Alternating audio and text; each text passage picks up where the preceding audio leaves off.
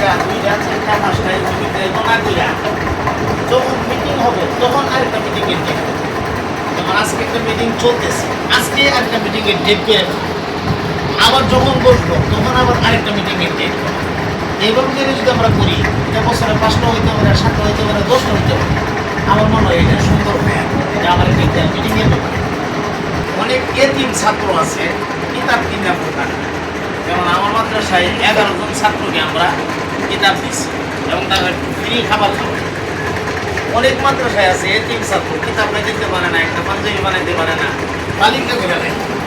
এতিম ছাত্ররা মাদ্রাসায় পড়ে নেওয়া বালিকা করে জমিতে আসা 500 ছাত্র হয়ে গেছে। আমরা 500 জনকে পারলাম না, আমরা 20 জনকে দিলাম। কথার কথা, পরবর্তী ধাপে আরও 20 জনকে দিলাম। এভাবে আমরা এতিম ছাত্রগুলির পাশে দাঁড়াইতে পারি। আর এটাও আমরা সোশ্যাল মিডিয়াতে দেবো। সোশ্যাল মিডিয়াতে দেবো এই জন্য যে আমাদের থেকে যেন অন্যরা ইব্রত হাসিল করতে পারে, অন্য জেলাগুলির যেন শিখতে পারে, এই নিয়তে আমরা দেবো। এটা একটা উত্তম প্রস্তাব আমার কাছে মনে হয়েছে। এরকম একটা করা যেতে পারে, এটিএমদের পাশে দাঁড়ানো যেতে পারে।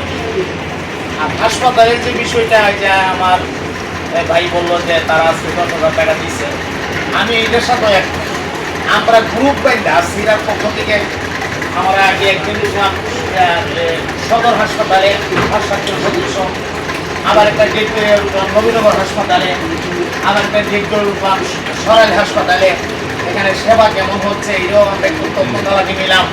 আমাদের সাথে কিছু মিডিয়া টিডিও থাকলো।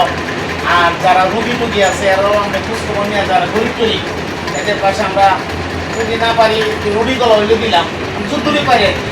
এই কাজগুলো করলে আমার মনে হয় সংগঠনটা খুব দ্রুত প্রচার হবে।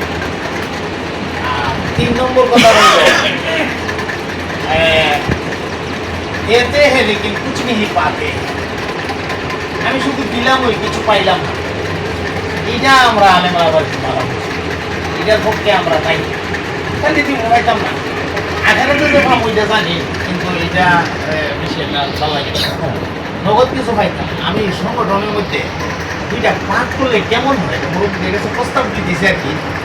একটা জ্ঞানত জমা হবে সংগঠনে, এটা আমি জমা দিতেছি, আবার ফেরত করবো। মাঝখানে আমার এক ভাই একটা কথা আনছে যে ওই যে ল্যান্ডের কথা, ওই যে উনি এবার কথাটা মাথায় নিয়ে বলতেছি। 2টা পাঠ, একটা জ্ঞানত আমরা জমা দিব, এটা আমি দিব আবার পাওয়ার জন্য, এটা বাড়তে থাকবে। আর একটা জ্ঞানত আমি দিব, এটা শুধু ফিসাবিলিল্লাহ, এটা দিলাম, এটার থেকে আমি দুনিয়ার কিছু পাইতাম না, আখেরাতে পাবো। 2টা পাঠ করে নিলে এটা কিরকম হয় একটা খেয়াল করতে হবে। আর রমজানে, বিশেষ করে রমজান মোবারকে আমরা এই রমজানের ক্যালেন্ডারটা যদি বের করতে পারি এবং প্রত্যেক থানায় যদি আমরা এটা পৌঁছায় দিতে পারি, ক্যালেন্ডারে আমাদের কিছু বৈশিষ্ট্য, আমাদের কাজ, আমি যদি যা যা প্রয়োজন এগুলো কিছু লিখে আমরা দিয়ে দিলে এটা করা যায় কি। আর এক ভাই এখানে বলছে, মন্দের এক ভাই, যে কুমারাদের সাথে আমরা যোগাযোগই করতে পারি। কেন আমাদের যে মুরব্বীরা আছে, মুরব্বীদের কাছে আমরা মূল্যায়ন পাই না। আমাদের জুনিয়র ভাইয়েরা যারা আছে, আমরা যারা বয়সে সিনিয়র, কিন্তু জুনিয়রদের মধ্যে আল্লাহ তাআলা এমন বিজ্ঞ আলেম রাখছে, আমার মতো জালালি ভাইয়েরা পড়াইতে পারবে, আমারই বিশ্বাস আছে পড়াইতে পারবে। কত হলে বয়সে আমি মুরব্বী, তাই বলে আর আমাকে সম্মান করে। আমি তো তার এলিমটা সম্মান করার কথা, এরারও আমরা একটু সম্মান করা, যারা তাদের মুখ থেকে বেরোয় আসছে, আমরা তাদেরকে গুরুত্ব দেওয়া, মুরব্বীদের তরফ থেকে তাদেরকে গুরুত্ব দেওয়া খুব জরুরি। এই দুঃখ ভাই আপনি কই করবেন, আমি নিজে এই দুঃখের মধ্যে হয়ে রয়েছি।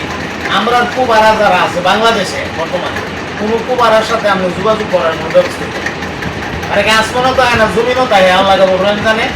আপনি পারবেন আমাদের কোনো কুবারা ক্যান থেকে একটা ফোন দিয়ে যোগাযোগ করতে পারবেন না তো? 4টা-5টা লোক ধরে গিয়ে অন্য দেখাটাই করতে পারবে। তারা এমন কুবারা হয়েছে, আমরা ওয়ারিশ সূত্রে পাইছি, ওয়ারিশ সূত্রে।